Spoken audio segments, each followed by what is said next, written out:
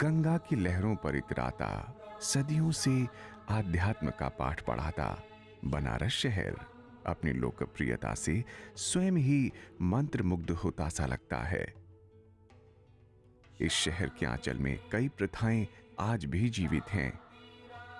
ऐसी ही एक प्रथा हिंदू धर्म के सबसे प्रचलित भगवान श्री राम से संबंधित है। राम, जिन्हें भगवान का अवतार माना जाता है, मुख्य हिंदू विचारधारा के अनुसार राम का जन्म लोक कल्याण हेतु हुआ था। एक शब्द राम, एक चरित्र राम, एक कथा राम। ऐसा क्या है इस शब्द में, इस कथा में, जिसे जानते हुए भी कौतूहल की प्यास कभी समाप्त नहीं होती।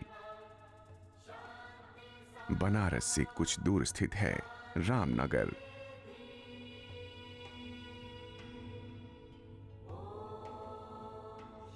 यहां की रामलीला आज दुनिया भर में ख्याति पा चुकी है।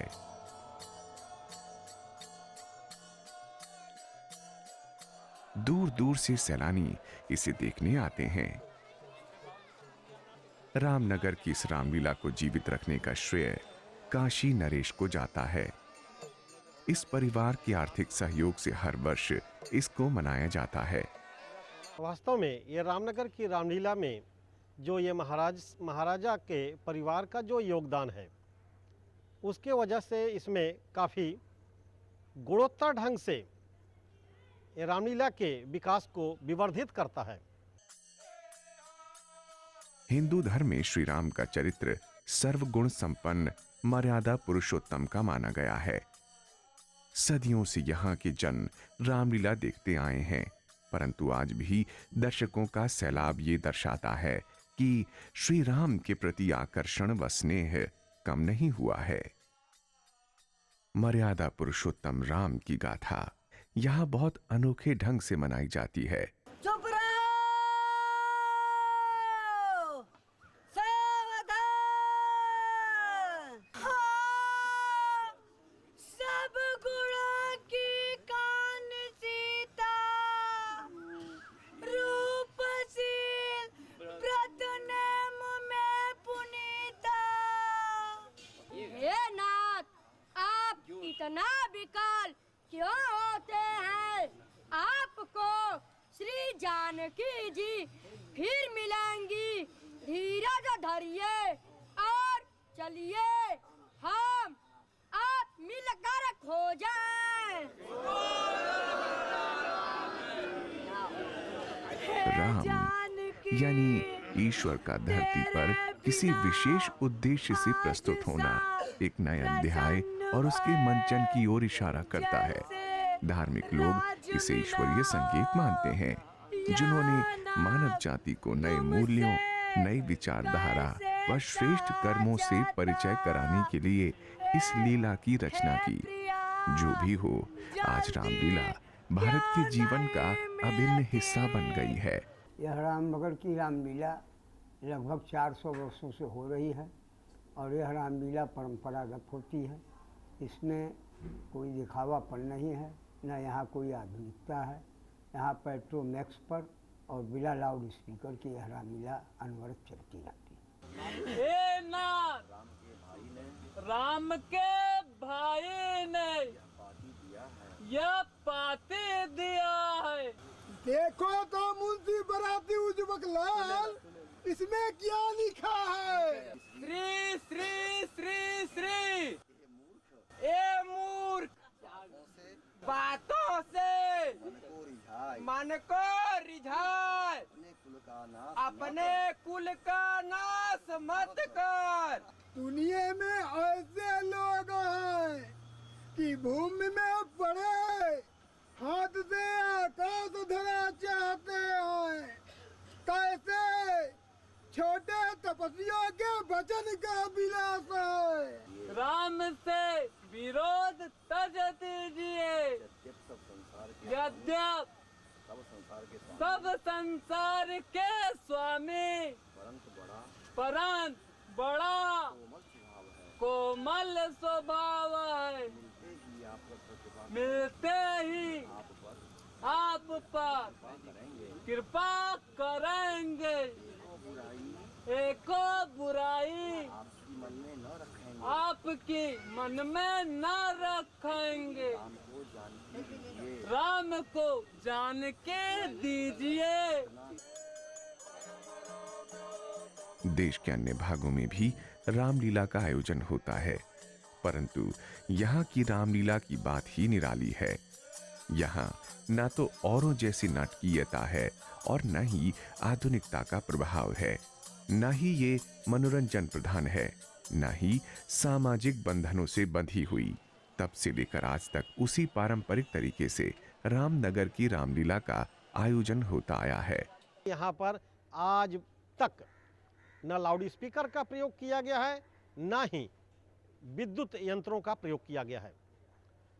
इसलिए रामनगर की रामलीला में अन्य जगहों की रामलीला में जमीन आसमान का अंतर है। धनुष बाण से रावण के प्रचंड बाहों को काटने वाले आपकी जय हो। श्यामल दात सरोज मुख कमल के समान बड़ी आँखें विशाल बाँ आपको प्रणाम है।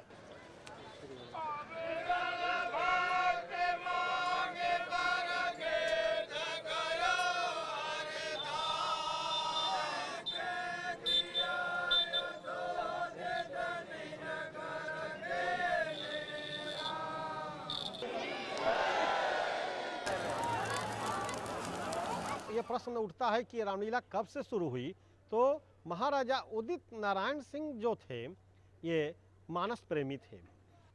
कहा जाता है कि महाराजा उदित नारायण सिंह यहाँ से दक्षिण छोटा मिर्जापुर, उसको आज हम बरईपुर बोलते हैं, एक बार वहाँ रामलीला देखने के लिए गए। कहा जाता है कि जब वो पहुँचते थे तो वहाँ की लीला शुरू होती थी। एक बार दुर्भाग्यवशात महाराजा साहब को देरी हुई और रामलीला में नहीं जा सके। तदनुसार वो सभी लोग प्रतीक्षारत जितने भक्तगण थे वे लोग सोचे कि अब महाराजा साहब नहीं आएंगे, लीला प्रारंभ हो गई। महाराजा साहब के वहाँ पहुँचते पहुँचते लीला समाप्त हो गई। महाराजा साहब मन को लटकाए हुए दुर्बल मन से रामनगर किले में आए। महारानी साहिबा के पास गए। महारानी साहिबा बोली कि आप एक महाराजा होकर के आप लीला नहीं करा सकते हैं। इस तरह से वह उसी समय रामलीला को प्रारंभ कराए। श्री रामचंद्र महाराज दुर्वासा ऋषि ने जो मुझे श्राप दिया रहा, सो आपका चरण कमल देख वह पाप मिटा। एक दूसरा मत यह है कि उनके बाद महाराजा ईश्वरी प्रसाद नारायण सिंह बहादुर के द्वारा लीला प्रारंभ हुई, क्योंकि उनके पुत्र की तबीयत खराब हो गई। स्वास्थ्य लाभ के लिए उन्होंने मनौती किया कि मेरा पुत्र स्वस्थ सुंदर हो जाएगा तो मैं इसी तरह की रामलीला शुरू कराऊंगा। और उसी परिवेश में यहाँ की रामलीला आज तक निरंतर अबाध गति से चल रही है।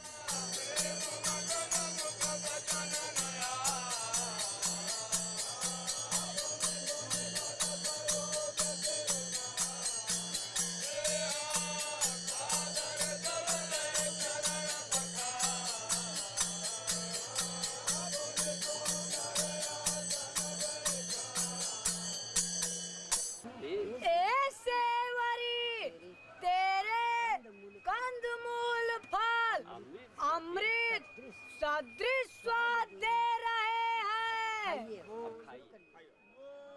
इसका प्रारंभ करीब 3 महीने पहले से हो जाता है। पुरानी पद्धति अनुसार इसमें हर चरित्र सिर्फ पुरुष ही निभाते हैं। दूसरी शर्त ये कि इसके सब अभिनेता ब्राह्मण होने चाहिए।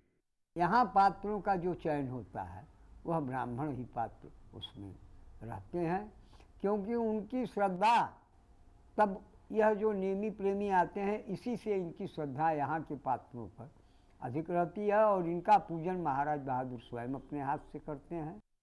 मुख्य 5 पात्रों का चयन एक समिति करती है जिसकी अध्यक्षता तत्कालीन राजा करते हैं।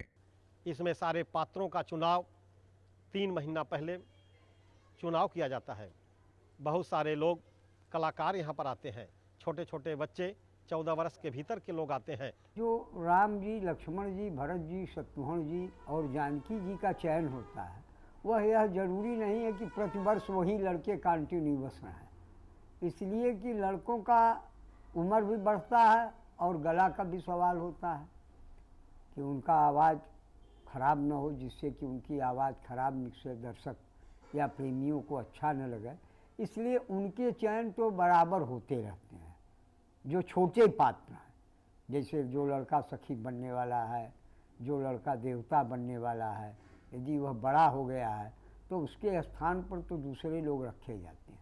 लेकिन जैसे रावण, हनुमान जी, विश्वामित्र, भारद्वाज, यह सब वशिष्ठ, दशरथ, जनक, यह सब पात्र परमानेंट रहते हैं, वह खानदानी होते हैं, उनके वंश परंपरा के अनुसार ही काम होता है। इसके बाद जब चुनाव कर ली जाती है, यहाँ के ये दुर्ग के उत्तर दिशा में एक धर्मशाला है, वहाँ पर ये 2-3 महीने बिताते हैं। चुने हुए अभिनेता 3 महीने तक व्यास यानी निर्देशक के साथ अभ्यास करते हैं। इनका रहने खाने का सारा खर्चा राजा साहब देते हैं। पात्रों को संवाद का सिखलाई कराया जाता है। श्रावण से, श्रावण चौथ से, श्रावणवदी चौथ से हमारे यहाँ रामलीला का पूजन करा के गणेश पूजन और इन पात्रों का कार्य प्रारंभ होता है। 3 महीना इनको 60 दिन के लगभग इनको पढ़ाया जाता है, इनको ट्रेनिंग दिया जाता है। इसके बाद 1 महीना इनसे रामलीला में कार्य लिया जाता है। ए बेटा, इस बल की रखवाली बड़े बड़े वीर राक्षस करते हैं। इन बच्चों को पूरे रामचरितमानस का पहले ज्ञान कराया जाता है, फिर इनके संवादों का ज्ञान कराया जाता है। और जैसे राम है तो राम के चरित्र को ये निभा सके, इसलिए इनको राममय बनाया जाता है। तुम बाली स्थान के समीप जाकर करजो।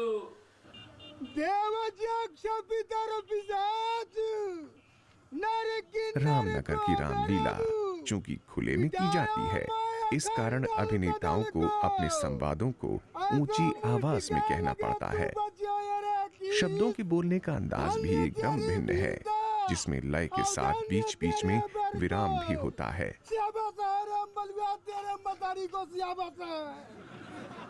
मेरे बल शब्दों के साथ शारीरिक भंगिमाएं भी विशिष्ट प्रकार से की जाती हैं, जिससे दर्शक उनके भाव आसानी से समझ सकें। हर भाव को व्यक्त करने का तरीका अलग है, जो शताब्दियों से चला आ रहा है। अब मैं राम के शरण में जाता हूं। अभिनेताओं को कठिन परिश्रम करना पड़ता है, विशेषकर संवाद बोलने की प्रक्रिया में, और नियमित साधना, संयम व एकाग्र होकर इस पर ध्यान देना होता है।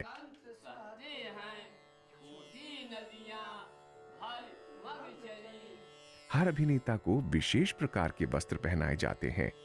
देखने में आज के आधुनिक वातावरण में अटपटा अवश्य लगेगा, परंतु इसका प्रचलन भी पुरानी मान्यताओं से जुड़ा है। इनके वस्त्र रंगीन व भड़कीले होते हैं। इनके चेहरे पर चमकीले सितारे चिपकाए जाते हैं।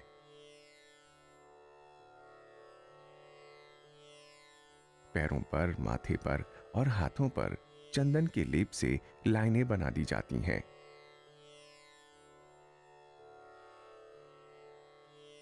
राम के राजा होने का प्रतीक धनुष, बाण, तलवार तथा कमल के फूल भी दिए जाते हैं। यहां हर इस्तेमाल की वस्तु या जिसका भी वर्णन तुलसीदास की रामायण में हुआ है बनाया जाता है। अभिनेता जिसे स्थानीय भाषा में स्वरूप कहते हैं, हर रोज प्रदर्शन से पहले तैयार होने में 2-4 घंटे लग जाते हैं। उनको रूप सज्जा का सार्थक होना और रामलीला का सटीक होना जरूरी है, जिससे दर्शक इनके साथ तादाद में बिठा सकें। यह वस्त्र हमारे यहाँ यही प्राचीन परंपरा से जो वस्त्र बना है उसी वस्त्र को हम लोग धारण करते हैं। जैसे पूर्वासी, राक्षस, रावण का जो वस्त्र है वह रावण के लिए है। हनुमान जी, अंगद जी, सुग्रीव, नल, नील, जामवंत, इनका जो वस्त्र है उसी तरह का वस्त्र परंपरा से है। पूर्वासियों का वस्त्र जो है उसी प्रकार परंपरा से है।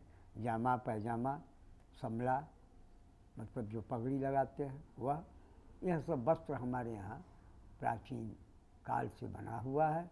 स्वरूपों का वस्त्र जो है वह वनगमन वन यात्रा में कुछ दूसरा, और वन से आने के बाद राज्याभिषेक होने पर कुछ दूसरा, विवाह तक कुछ दूसरा, इस तरह से वस्त्रों का हमारे यहाँ चयन किया गया। जिस प्रकार का लीला उस प्रकार का वस्त्र।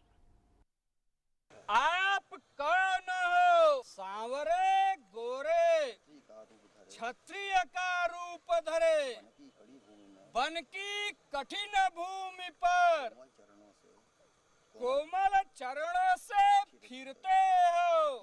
अयोध्या के राजा दशरथ के पुत्र है हम, पिता का वचन मान वन में आए हैं। राम लक्ष्मण हम दोनों भाइयों का नाम है। संग में एक नारी सुकुमारी सुहाई रही, सो यहाँ राक्षसों ने चुरा लिया है। सो हम खोजते फिरते हैं अपना चरित्र। हमने कहा अब तो अपनी कथा बुझाए के कहो। ए साईं, मैं अज्ञानी हो पूछा, सेवक स्वामी और पुत्र माता के भरोसे निसोच रहता है और उन्हें पालना पड़ता है।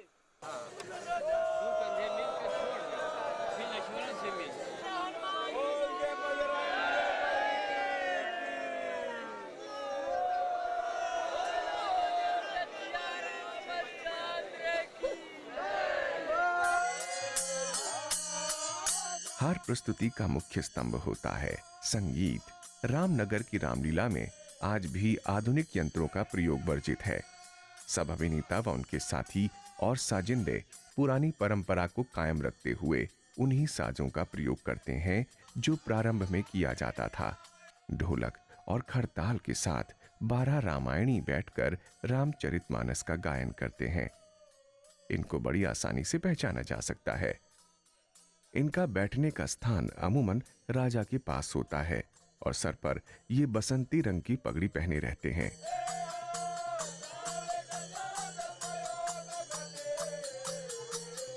गायन के समाप्त होने पर जो व्यक्ति सबसे आगे होता है वो जोर से आवाज लगाता है, चुप रहो, सावधान, जिसका मतलब ये होता है कि अब कलाकार संवाद बोलने जा रहे हैं, यानी कि कार्यक्रम शुरू होने जा रहा है। अब राक्षसों का वंश नहीं बचना चाहता है, जिसके दूत का बल कुछ नहीं कहा जाता है।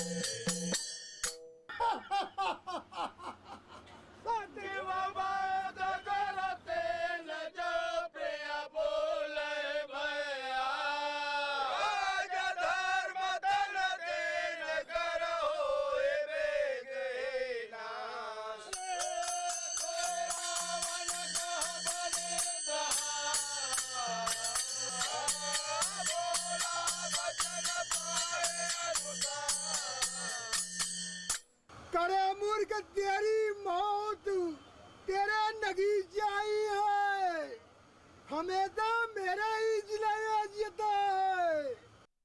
इन्हीं के साथ व्यासासा जो हर दम अभिनेताओं के साथ खड़े दिखाई देते हैं, उन्हें उनके सफेद कपड़ों से पहचाना जा सकता है।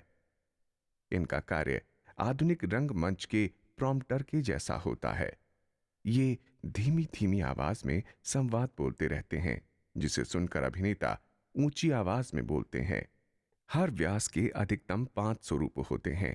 व्यास जी का किरदार यही है कि वह पात्रों का चयन करें, उनको ट्रेनिंग दें, उनकी व्यवस्था देखें, उनका श्रृंगार आदि करें, और यह सब करने के पश्चात उनको रामलीला भूमि पर ले चल के उनसे जो भी एक्टर्स हैं, जो भी पात्र हैं, उनका जो कार्य है उसको उनसे करा दें। एक अधम जात जिसमें बड़ी मूर्ख, अधमों से अधम कोल सब रीति है, तिनमें मैं ताकि तिरिया अति अधम मूरख ओ गंवारी हो।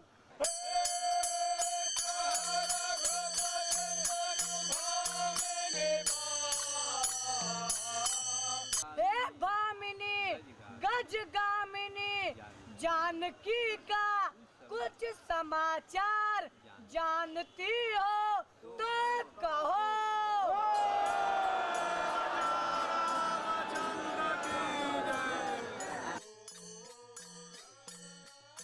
रामायण रामलीला का स्वरूप तो देखा, परंतु ये राम की लीला कैसे हो गई? लीला का अर्थ संस्कृत भाषा के अनुसार नाटक और क्रीड़ा माना जाता है। तो क्या हम रामलीला को साहित्यिक रूप से नाटक की श्रेणी में रखेंगे, या इसे पुराने शब्द खेल से संबोधित करेंगे? दर्शन अनुसार पूर्ण ब्रह्मांड ईश्वर की कर्मशाला है, जहां वो विभिन्न कार्यों का मंचन करते हैं, और ईश्वर का होना उनके अस्तित्व का प्रमाण ही पूरे प्रसंग को रंगमंचीय रंग देता है। ए नाथ, इन सातों ताल को एक बार से भेदिए। रामनगर की रामलीला विश्वास का वो स्तंभ है, जहां आकर हर मूल्य, हर विकास बेजुबां हो जाता है। इस रामलीला का आवरण नाटकीयता और धार्मिकता का अद्भुत मिश्रण पैदा करता है। अगर देखा जाए तो सिनेमा सरीखा यहां हर दृश्य के अलग अलग स्थान का होना, वहां की मंच सज्जा उसे प्रदर्शनी रूपी नए आयाम पर खड़ा करती है।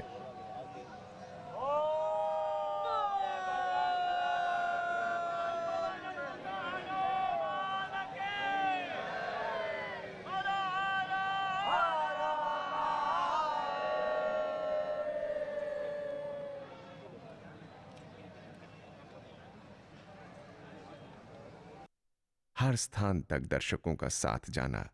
जरा सोचिए, कौन से रंगमंच सिनेमा में इतनी शक्ति होती है कि वो दर्शकों को अपने अनुसार ढलने को मजबूर कर दे? ये रामनगर की रामलीला की शैली और प्रदर्शन की महिमा है, जो लोक प्रचलित कथा को भी इतना आकर्षक बना देती है। दर्शकों का अभिनेताओं के दर्शन पाने के लिए धक्का मुक्की करना, उनके पांव छूना, इस बात का प्रतीक और प्रमाण है कि जो स्वरूप इन पात्रों को निभाता है, उसमें ईश्वर की आत्मा ही बस जाती है। जीवित इंसान में ईश्वर का रूप देखना और उसे आशीर्वाद की कल्पना ही लोक विश्वास का संकेत देती है। धरती पर हो रहे हर संकट, हर दुख का निवारण ईश्वर के पास है, और जब ईश्वर सुसज्जित रूप में सामने हो तो क्या कहने। बोल दे राजा रामचंद्र की। यहाँ की जनता, यहाँ के जो भक्तगण हैं, इनको राम ही मानती है, इनको देवता मानते हैं, इनको कंधे पर ले जाते हैं। इस तरह से इनमें भगवान श्री राम को ही देखते हैं, लक्ष्मण को लक्ष्मण के रूप में देखते हैं, भरत को भरत के रूप में देखते हैं, शत्रुघ्न को शत्रुघ्न के रूप में देखते हैं, सीता को माँ के रूप में यहाँ की जनता देखती है, यहाँ के भक्तगण देखते हैं। हम देखकर भी देखते हैं, जानकर भी फिर आते हैं, समझते हैं, परंतु नन्हे बालक समान इसे फिर समझने आते हैं। यही इस महान कथा की महानता है, यही इसका गुण है। स्थान चाहे कोई भी हो, रामलीला की लीला अपना रंग, अपना राग सदा फैलाती रहती है।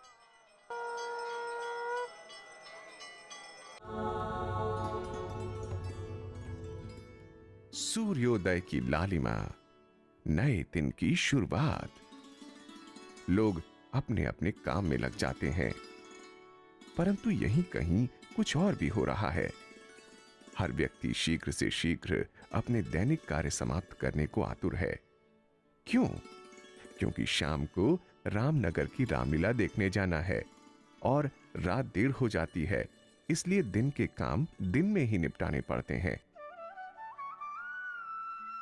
रामलीला का मंचन अक्सर भाद्र पूर्णिमा से एक दिन पहले प्रारंभ होता है। चूंकि राम के जन्म के दिन पूर्णिमा का दिन था, इसलिए इसका शुभारंभ राम के जन्म से पहले किया जाता है। ये अश्विन के पूरे महीने चलता है। इसके आयोजन का अंत महाराज द्वारा महल के प्रांगण में सब पात्रों का सम्मान करने से होता है। यहां राजा उनकी आराधना पूजा करते हैं और सब प्रेम उन्हें विदा करते हैं। भारतीय परंपरा अनुसार रामलीला का आयोजन पूर्ण रूप से हिंदू रीतियों अनुसार संपन्न किया जाता है। सबसे पहले गणेश पूजन का विधान है, जो हर शुभ कार्य करने से पहले हमेशा किया जाता है। इस पूजा में उपयोग में आने वाली हर वस्तु, मुकुट, तलवार, वस्त्र, हथौड़े, दर्जी की कैंची, रंग करने वाले ब्रश इत्यादि हर चीज का पूजन किया जाता है। विश्वास ये है कि एक तरफ तो इनका शुद्धिकरण हो जाता है, तो दूसरी तरफ हर वस्तु व्यक्ति की सामान्य आवश्यकता यानी अहमियत का बोध भी रहता है।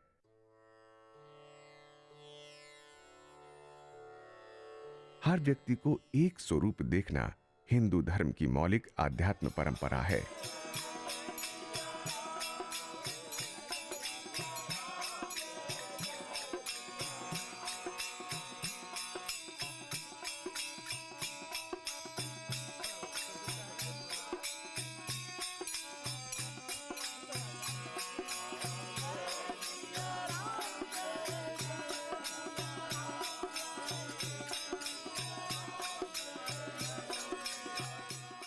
ये है रामलीला अनंत चतुर्दशी को, ये आश्विन मास जिसे क्वार मास बोलते हैं, इस भूमि पर सभी भक्तगण लोग आते हैं और यहाँ की रामलीला का आनंद लेते हैं। ये रामलीला अनंत चतुर्दशी को प्रारंभ होती है। एक महीना तक के चलने वाली रामलीला सभी लोगों को ज्ञान विज्ञान से तत्पर कर देती है।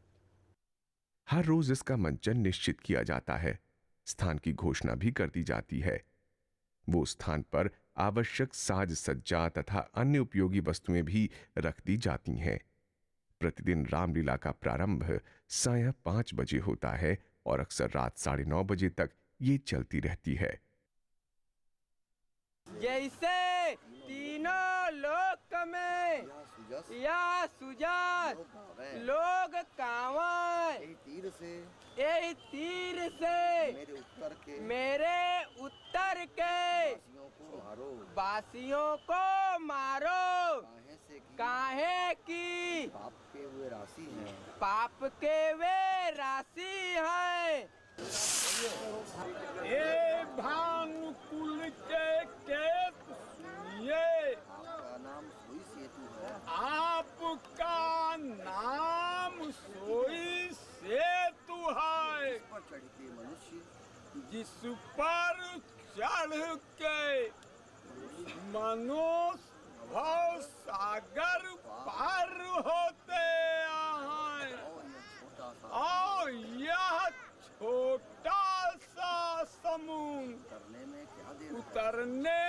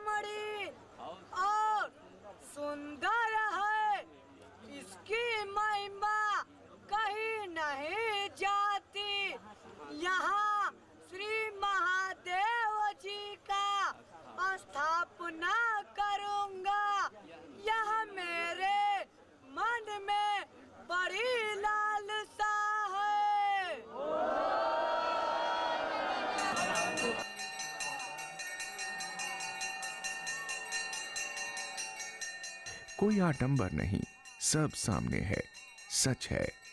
रामनगर की रामलीला जीवन की सच्चाई को, मंचन की शुद्धता को इतनी सुंदरता से प्रस्तुत करती है कि हर व्यक्ति मंत्रमुग्ध हो जाता है।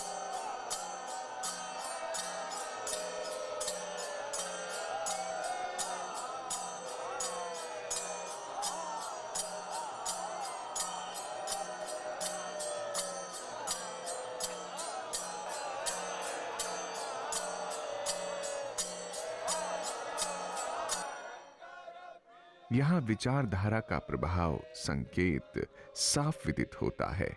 ईश्वर का साक्षात्कार, ये एहसास किसी भी अनुष्ठान से अधिक रोमांचक होता है। हर रोज सामान्यतः 2 या 3 स्थान तो अवश्य होते हैं, परंतु कभी-कभी 5-6 जगहों पर भी इसका मंचन किया जाता है।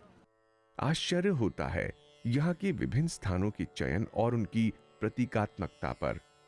हर स्थान को रामचरितमानस के अनुसार नाम दिया जाता है और अब तो ये स्थान वर्षों से मंचन के नाम से ही प्रचलित हो गए हैं। यानी भूज्ञान अनुसार समझना हो तो पूरे शहर का नक्शा देखना बेहतर होगा। अयोध्या नाम का स्थान महाराजा के महल के समीप मुख्य मार्ग पर है। ऐसा माना जाता है कि मिथक का सांसारिकता से तुलनात्मक परिचय मंचन की मानसिकता और प्रदर्शन में सहयोग देता है। शहर के बाहर जंगल हुआ करता था, सो राम के वनवास काल के दृश्यों के मंचन के लिए यह स्थान चुना गया। परंतु समय के साथ यहां अब काफी कुछ विकसित हो चुका है। सीता के पैतृक स्थान जनकपुर, जो किले के करीब है, राजसी भव्यता को ध्यान में रखते हुए किया गया। किष्किंधा, जहां हनुमान से मुलाकात होती है, लंका के दृश्य शहर से बाहर एक किले के पास किए गए हैं। वहीं अशोक वाटिका का स्थान भी है।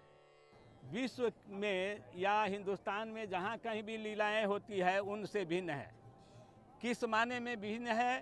तो पहली बात कि एक मंचीय लीला नहीं है। लंका बना हुआ है, अयोध्या बना हुआ है, जनकपुर बना है, पंचवटी बना है। यहाँ 5:05 से लीला शुरू होती है।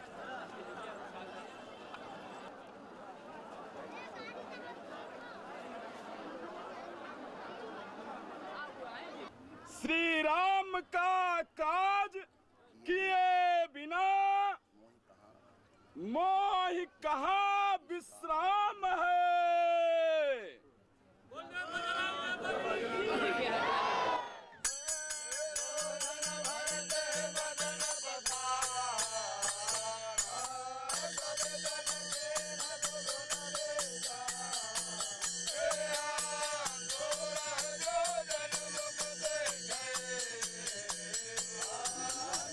मुझे लीलती क्यों नहीं।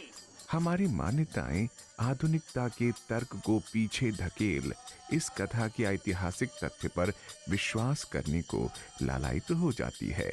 इस भाव को किसी भी परिभाषा या सिद्धांत से समझा जा सकता है। बस इतना समझ लीजिए, जो सामने हो रहा है वो सच है।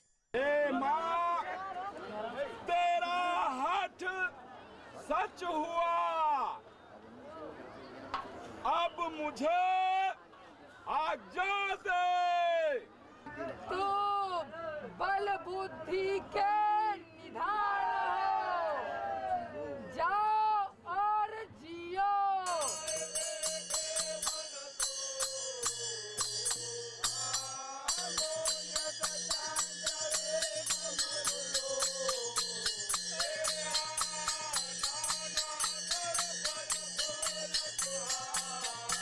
हर वर्णित स्थान के लिए कोई ना कोई जगह निर्धारित की गई है। मंचन के दौरान पात्र और दर्शक एक स्थान से दूसरे स्थान जाते रहते हैं। अगर इस परिपाटी पर यह कहा जाए कि पूरा शहर एक मंच है, तो अतिशयोक्ति नहीं होगा।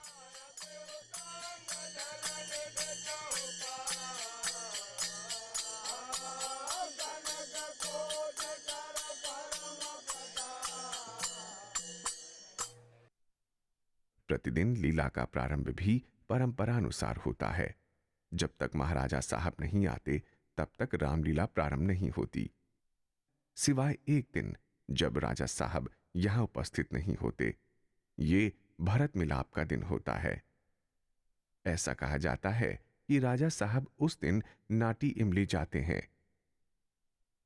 मान्यतानुसार तुलसीदास जी के शिष्य मेघा भगत ने इस स्थान पर रामलीला का मंचन प्रारंभ किया और भरत मिलाप के दिन उनका निधन हो गया। तब से यह धारणा बन गई है कि इस दिन ईश्वर की कृपा सहज ही प्राप्त हो जाती है। रामनगर में राजा साहब के आगमन का भी एक नियम है। यदि मंचन का स्थान दूर होता है तो घोड़ा बग्घी में जाते हैं, फिर करीब पहुंचकर हाथी पर सवार हो जाते हैं। यदि स्थान करीब हो तो हाथी पर ही चले आते हैं। कभी कभी कार का भी इस्तेमाल किया जाता है। राज परिवार के अन्य सदस्य गाड़ी में बैठकर या हाथी पर रामलीला का आनंद लेते हैं। पहले दिन सुसज्जित सिपाहियों के साथ हाथी पर सवार हो बैंड बाजे के साथ आते हैं और रामलीला का प्रारंभ होता है। ए मंत्री लोग, मेरे समीप आओ। लंका के बाके 4 दरवाजे हैं। किस रीत से घेरना चाहिए सो विचार तुम सब कोई करते जाओ। और हम सब कोई उत्तर के फाटक पर रहेंगे।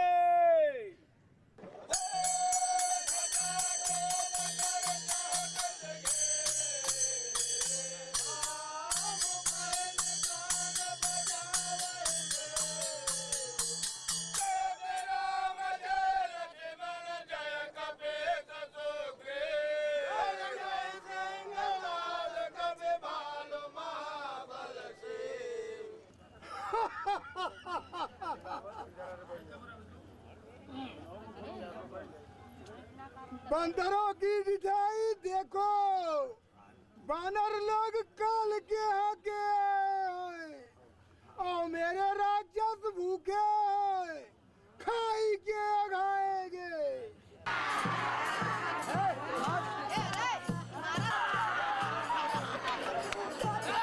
जिसे मैं सुने की रण से भागा, उसे मैं अपने कराल कृपण से मारूंगा।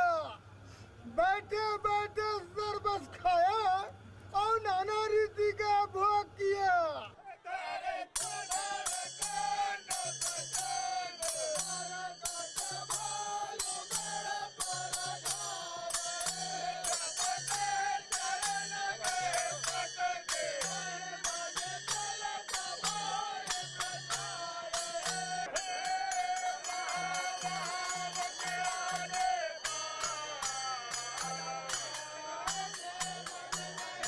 तीस दिन की रामलीला इसी तरह चलती रहती है।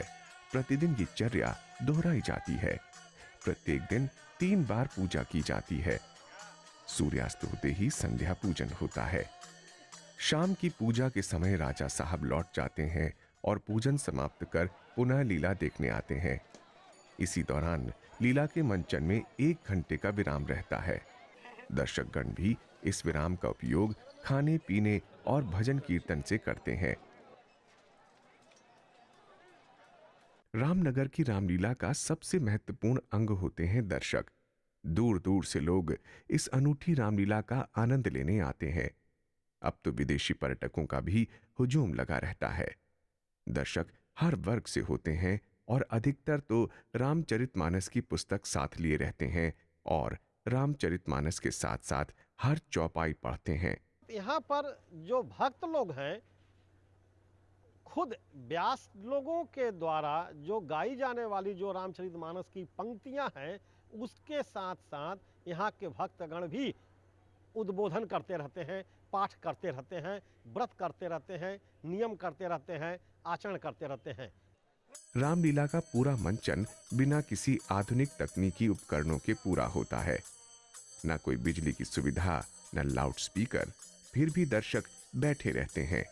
यहाँ पर साधारणतः 10,000 दर्शक होते हैं।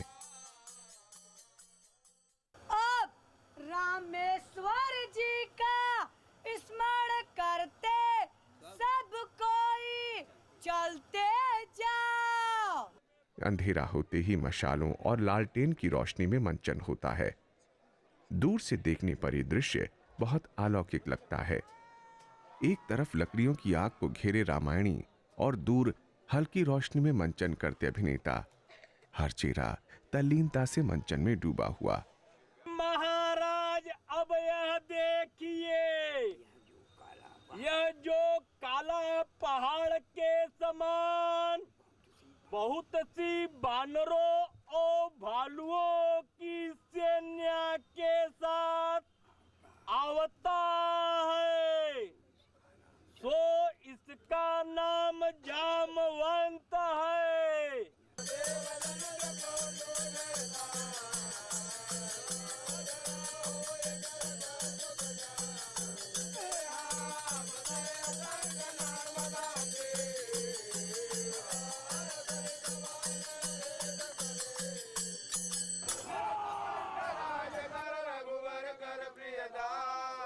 तो एक सच है, हर व्यक्ति की श्रद्धा का, विश्वास का, भक्ति का। शायद यही वो शक्ति है जिसने धर्म को जिंदा रखा है और इसी धर्म ने मानवता की रक्षा की है।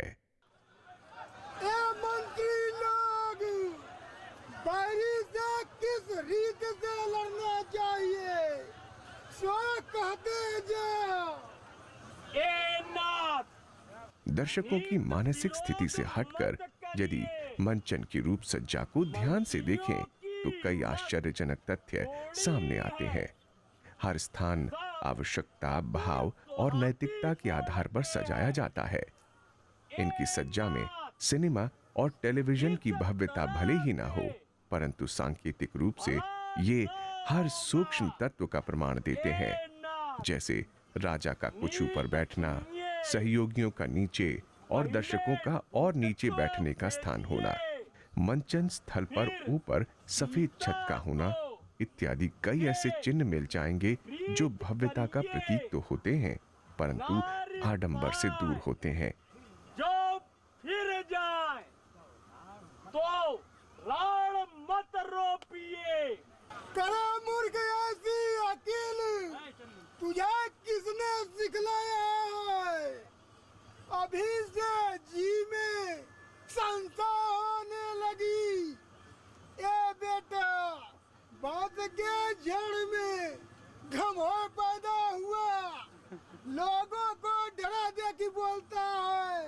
हित की बात आपको अच्छा नहीं लगता, जैसे मरने वाले को दवा। दूसरी रामलीला से इसलिए भिन्न है कि यहाँ जितना रामायण में चौपाई लिखा हुआ है और जो चौपाई रामायण गाई जाती है उसी के अनुसार यहाँ कार्य होता है। अन्य लीलाओं की तरह कॉमिक और डांस और यह सब क्रिया यहाँ पर नहीं होती है।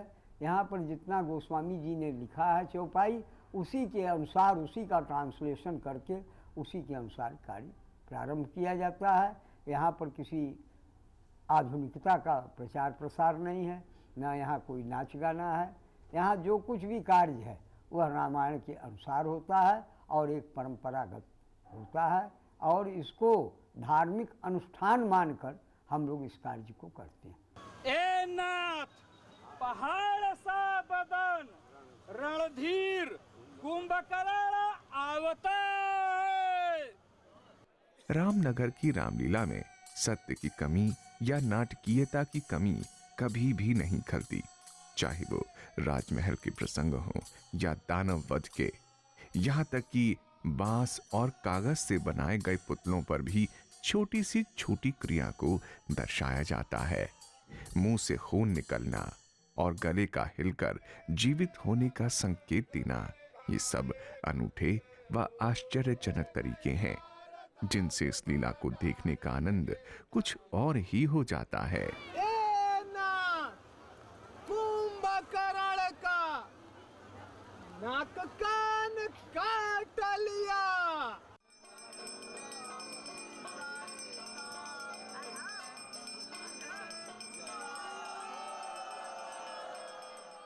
मंचन के अंत में आरती की जाती है। इस समय सब स्वरूपों पर फूल मालाएं और मशालों से अभिनंदन किया जाता है। यही समय होता है जब हर व्यक्ति ईश्वर के पात्रों के दर्शन को लालायित रहता है। यहाँ जो आरती होती है प्रसंगानुकूल उसके पात्र ही आरती करते हैं। जैसे पहले दिन की लीला का नाम है आकाशवाणी, तो ब्रह्मा जी आरती करते हैं। दूसरे दिन भगवान राम जी प्रकट होते हैं, माता कौशल्या जी आरती करती है। मिथिला में जब धनुष टूट जाता है, सीता राम विवाह होता है, तो विवाह के दिन माता सुनैना जी करती। यहाँ के रामलीला में ये कहा जाता है कि भगवान खुद ही यहाँ की लीला को करते हैं। आप करें आप ही लखें, बंदौ तौ नटराज। खुद ही वो रामलीला करते हैं, खुद ही देखते हैं। यहाँ पर कहा जाता है कि आरती के समय में भगवान विष्णु खुद आरती के समय में आ जाते हैं। यहाँ की जनता आरती के समय में बहुत दूर दूर तक क्यों न हो, उस समय वहाँ पहुँच जाती है और रामलीला को देखती है।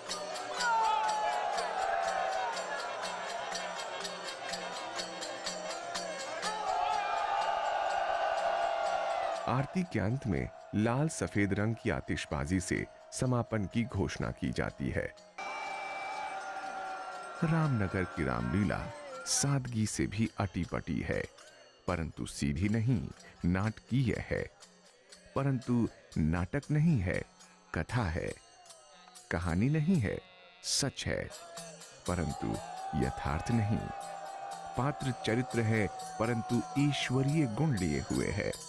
चरित्र अभिनेता है, परंतु संबोधन है ईश्वर के। ऐसा लगता है हम शीशे के सामने खड़े हैं, जिसमें इतिहास दिखाई देता है, परंतु आज की सच्चाई छुप नहीं पाती।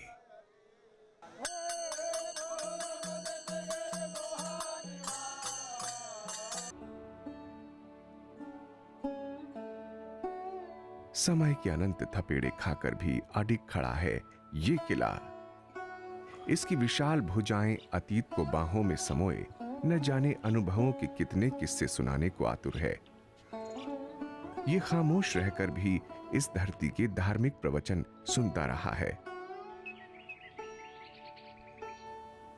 रामनगर के सांस्कृतिक इतिहास का संरक्षक रामचरितमानस को कितनी बार देख चुका।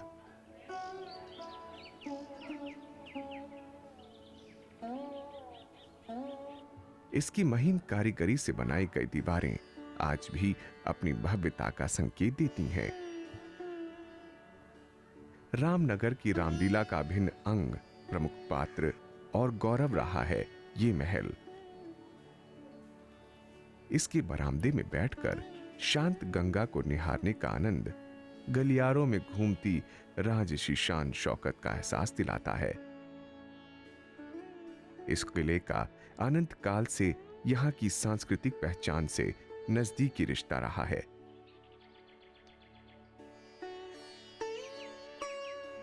आप सोच रहे होंगे हम इस किले की बात क्यों कर रहे हैं, क्योंकि इस किले से ही रामनगर की इस अनूठी रामलीला का प्रारंभ हुआ और पीढ़ी दर पीढ़ी यही उसे आयोजित कराता रहा। परंपरा निभाना मानवीय कृत्य है, परंतु इस किले की हर ईंट ने भी साथ दिया है इस परंपरा में।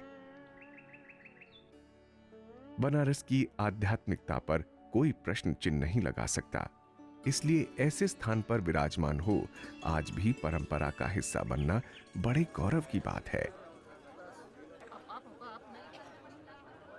रामनगर की महानता रामलीला में नहीं, वरन उसके करने के अंदाज में है। जागो भैया कुंभकर्ण जागो,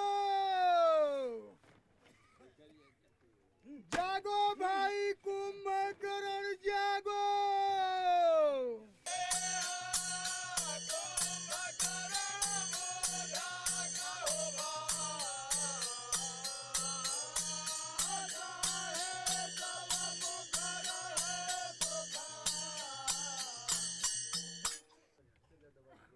ए भाई तुम्हारा मुख किस लिए सूख गया? ए भाई अब तुम्हारे सिवा लंका के राक्षसों को अभय देने वाला दूसरा कोई नहीं है। हमने पहले इसके विभिन्न अंगों की चर्चा की, परंतु इसके मूल तत्वों को नहीं छेड़ा। ज्ञानी रामलीला को परिभाषित करते हुए कहते हैं कि इसके नाम से विदित होता है कि ये नाटक भी है और खेल भी है। ए भाई जी हमें समझो, तुम कितांक के भक्षक और देवताओं के रक्षक हो।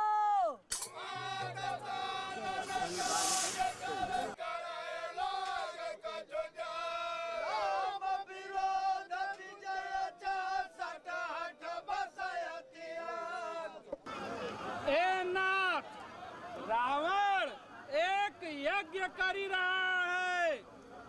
जब वह पूरी हो जाएगी तो वह भागा, जल्दी से न मरेगा। तुम लोग अपने साथ वानरी सेना को ले जाए के रावण के यज्ञ को विध्वंस कर दो।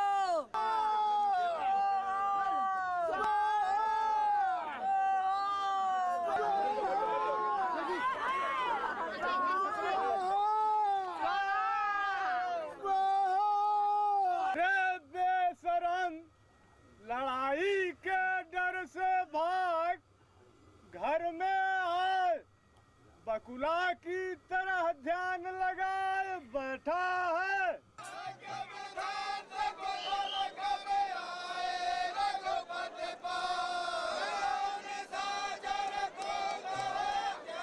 तीन लोक, तीन शास्त्र और तीन जीवित कथाएं। हमारे हिंदू धर्म शास्त्रों से 3 अंक का महत्व कुछ अधिक ही दिखाई देता है। यहाँ सच्चाई यानी सत्य, देवताओं, अच्छाइयों की जीत का नाटकीयकरण कथा रूप में प्रस्तुत किया जाता है। रामनगर की रामलीला इसी परिप्रेक्ष्य में और भी महत्वपूर्ण हो जाती है। तुम सब कोई थक गए हो, अब हमारी और रावण की लड़ाई अकेला की देखो, रथ को आगे बढ़ाओ।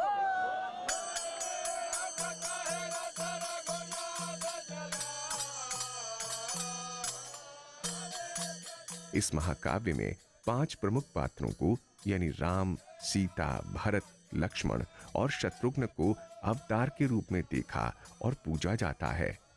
यही कारण है कि ये सभी पात्र केवल ब्राह्मण पुरुष जो 9 से 15 वर्ष के बीच की आयु के होते हैं निभाते हैं। अब मैं जाता हूँ और इस दुष्ट को कौतुक दिखाता हूँ।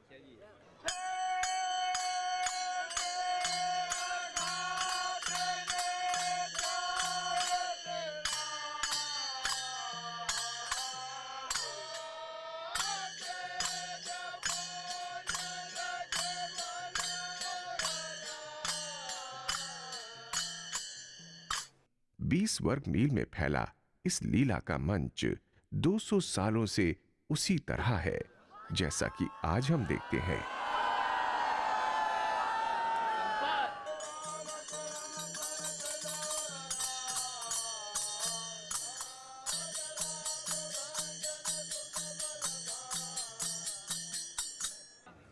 द्रोणाचल पर्वत से संजीवनी बूटी ले आओ। रावण और राम से बड़ी लड़ाई होगी। राम जी जीतेंगे, इसमें कुछ संदेह नहीं है। मेरा पाप और मुनि का श्राप आपके दर्शन से छूटा।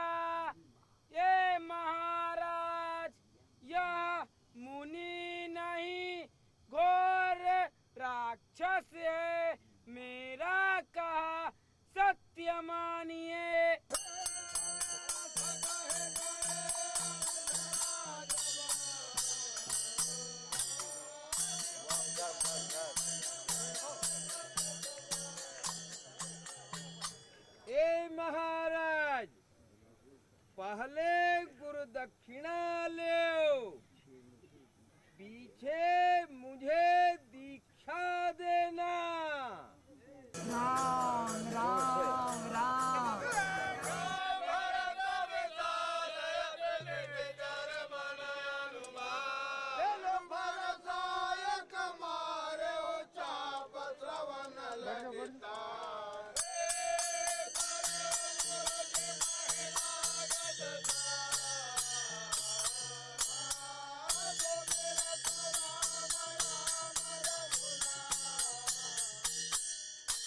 ए महाराज,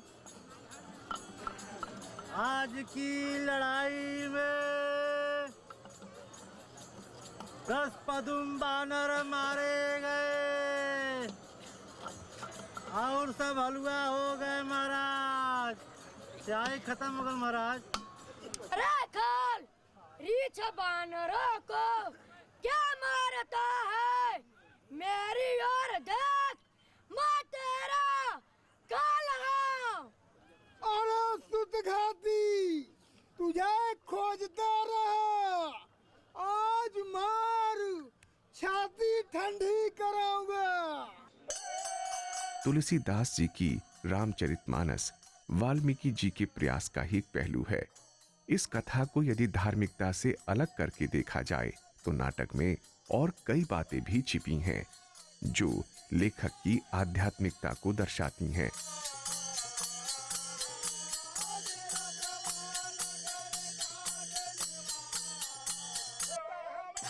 इस कथा का स्वरूप देश के 3 प्रांतों को समोए है, उत्तर, दक्षिण और पूर्व भारत, यानी 3 दिशाओं की संस्कृति का अवलोकन करने का अवसर हमें यहां मिलता है। 3 प्रांत 3 लोक के भी प्रतीक हैं। पूर्व को आकाश का यानी सात्विक अर्थात देवलोक यदि मान लिया जाए, क्योंकि पूर्व में महान साम्राज्य हिमालय व धर्मस्थल स्थापित हुए। उसके बाद धरती यानी मध्य भारत, जहां जंगल व जंगली जानवरों का वास है। जीवन यहां अस्त व्यस्त अनियमित है। तीसरा जल यानी समृद्धि, जिसे पार करके ही लंका तक पहुंचा जा सकता है। इसके अर्थ अगर लगाए जाएं तो राम विष्णु के अवतार माने जाते हैं और विष्णु को तीनों लोकों का स्वामी कहा जाता है।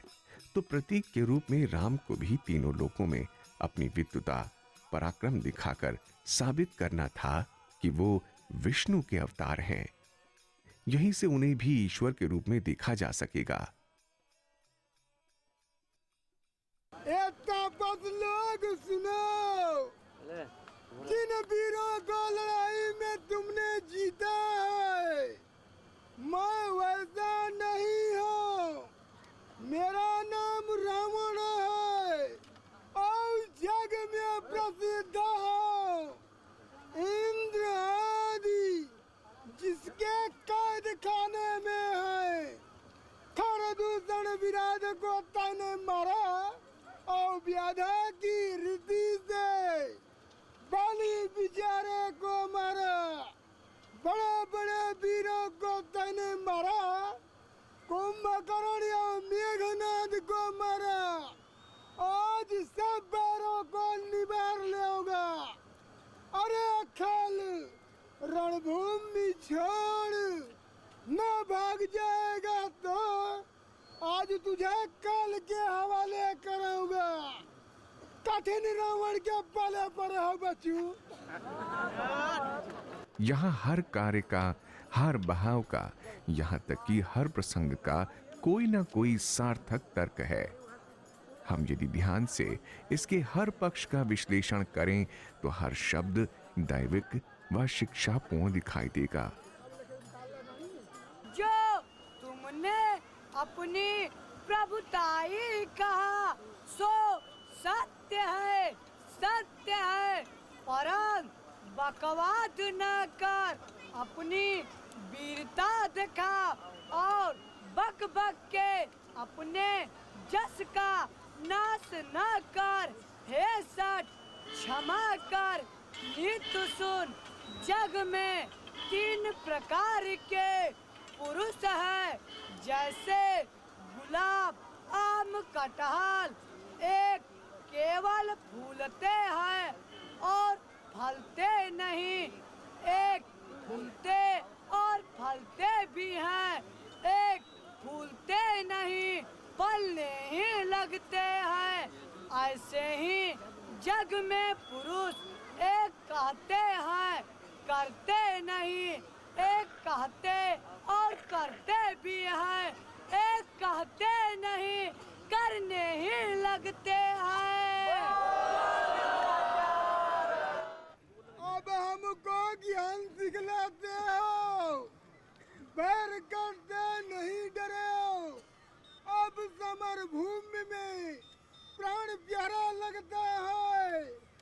रामलीला का हर वचन, चौपाई मानव हित के लिए, मानव जीवन में काम आने वाले मूल्यों को दर्शाती है। यहाँ राम की विजय कर्मों की, सात्विक जीवन की, सच्चाई की विजय है। लोक परंपरा अनुसार राम शारीरिक रूप से युद्ध स्थल पर जिस रूप में सामने आए और जिस प्रकार का विश्लेषण तुलसीदास जी ने किया, वो सुनने से अधिक समझने योग्य है। ए मूर्ख, अभागा, मंद कुबुद्ध, तै देवता, मनुष्य, मुनि, नाग सबसे विरोधी शिव जी को अपना शीश चढ़ाया, तेते एक एक के कोटि न पाया। इसलिए अब तक तू बचा रहा, अब काल तेरे सर पर नाचा। राम से विमुख होय, ए मूर्ख, संपदा चाहता है।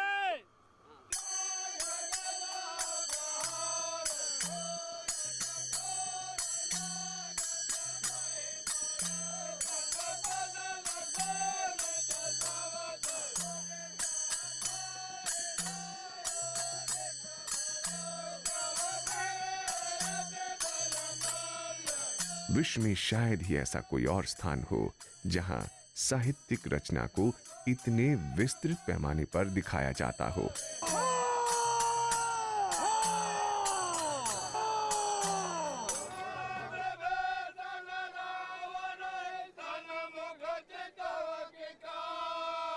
ए भाइयों, अब जय की आशा छोड़ो, सब देवतों को एक रावण ने जीता, अब बहुत भया, कर्तव्य नहीं है, चलो कंदरा में भाग चले। कहाँ भागे जाते हो? फिरते जाओ, फिरते जाओ। करे मुझको तुम्हारे लेखे, मैं अकेला भैया, हमारे सदा के मारे हो, हमारे सामने से कहाँ जा सकते हो? फिरते जाओ, फिरते जाओ। कम से कम ये 1785 ईस्वी के बाद से यह रामलीला चली आ रही है और भारतीय जनता में, खास तौर से बनारस की जनता अत्यधिक धार्मिक होती है। ये धर्म नगरी है, काशी नगरी है। यहाँ पर बहुतायत की मात्रा में धार्मिक लोग वास करते हैं। सभी लोग यहाँ पर 1 महीने व्रत रहते हैं या एक समय अल्पाहार या निराहार या युक्ताहार या एक समय ये लोग भोजन करते हैं। बहुत से भक्तगण इस रामलीला में एक समय यहीं पर भोजन बनाते हैं और रात को कीर्तन करके फिर अपने अपने स्थान पर सो जाते हैं। फिर प्रातःकाल ये भगवान का स्मरण करते हैं, संध्या पूजन करते हैं।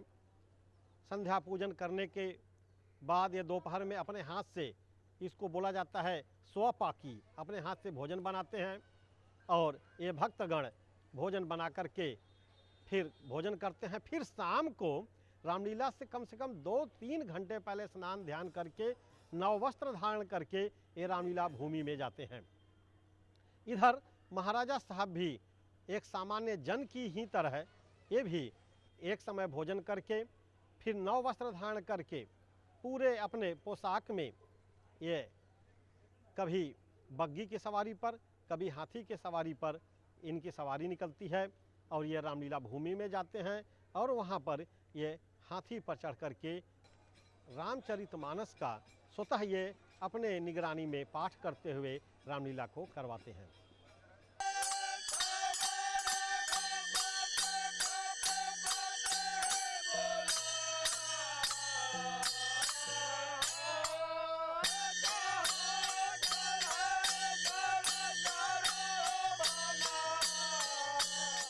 आप तनिक मेरे चलने की तैयारी करो।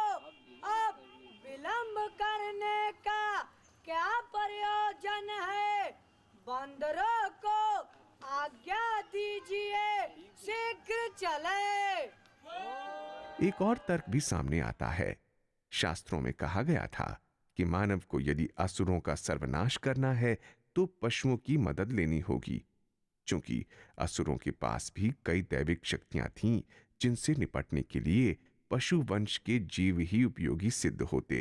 राम जी, हम गरुड़ आपके मित्र हैं। यहाँ आपके सहाय करने के लिए आए हैं। एक और तर्क जो सामने आता है भोजन संबंधी। पूर्व का खान पान सांस्कृतिक परंपरा अनुसार सात्विकी तथा मध्य भारत में तामसिकी और लंका में असुरों द्वारा खाया जाने वाला भोजन पैशाचिकी कहा गया। यहां भी 3 विभिन्न रंग सामने आते हैं और शास्त्रों अनुसार भोजन से मानव प्रकृति का पता चलता है तथा भोजन से उसकी मानसिकता विकसित होती है। इस परिप्रेक्ष्य से इस कथा के पात्र और फलसफे के अनुसार राम कथा सार्थक और उपयोगी लगती है। जिसका दिल लड़ाई से हट गया हो सो अभी से भाग जा। लड़ाई से भागना भलाई नहीं है। मैंने अपने बाहों के बल से बैर बढ़ाया है। जब मेरी चढ़ आया तब उसका जवाब दोगा। जल्दी मेरी राह तैयार करो और लड़ाई का बाजा बजाओ।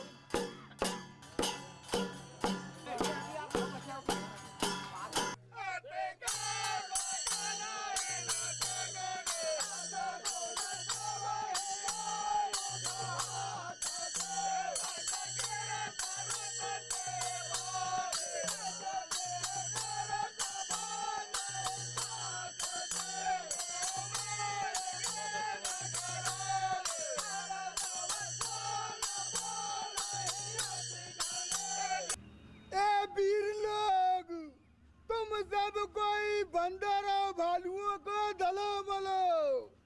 मैं दोनों भाइयों को मारूंगा।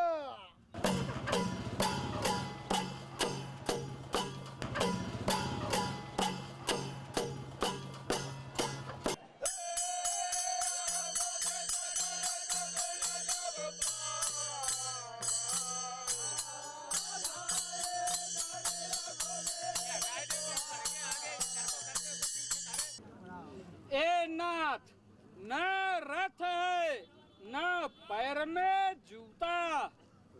प्रबल रिपु को कई रीति से जीतिएगा।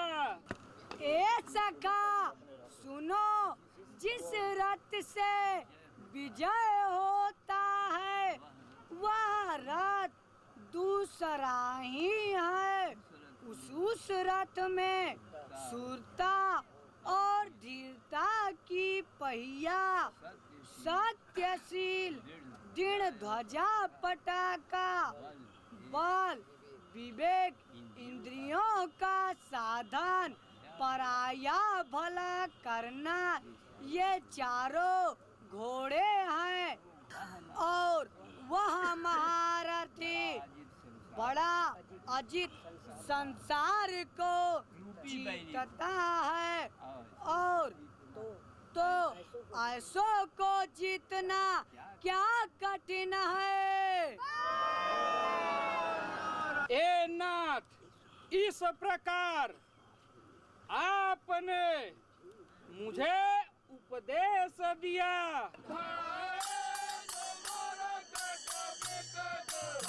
रावण को यहाँ रामलीला में सिर्फ सांकेतिक रूप से जलाया जाता है, यानी उस बुराई को जड़ से ही समाप्त कर दिया जाता है। अन्य किसी को भी जलाया नहीं जाता। ये भी एक अलग परंतु कथानुसार सार्थक बात लगती है। सर्वज्ञ चराचर के नायक प्रणत पाल, सबके पुर में बसने वाले, इसके नाभि कुंड में अमृत बसता है, जिसके बल से रावण जीवता है। रामनगर की लीला तो समाप्त हो जाती है, परंतु क्या ये सही अर्थों में समाप्त होती है? अगर होती तो हर वर्ष दर्शक लौट के नहीं आते, हर वर्ष इसका मंचन नहीं होता। तभी तो ये मानने को मन करता है कि जब तक मानव का अस्तित्व इस पृथ्वी पर रहेगा, तब तक रामलीला का मंचन होता रहेगा। इसके बोल, इसके संदेश हर युग में, हर प्रांत में, हर धड़कन में हमेशा काम आते रहेंगे।